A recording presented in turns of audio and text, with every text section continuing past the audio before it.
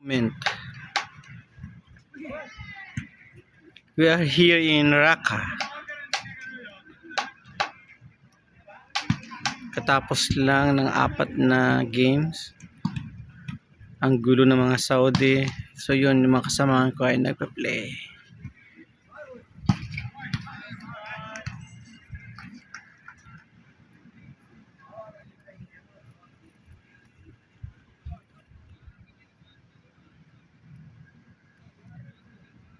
Actually, it's humid.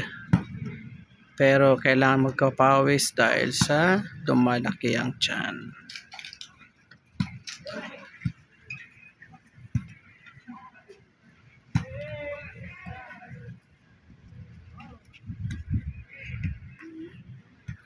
Si Kuya, nag-ano ng pusa, nagpa-feed.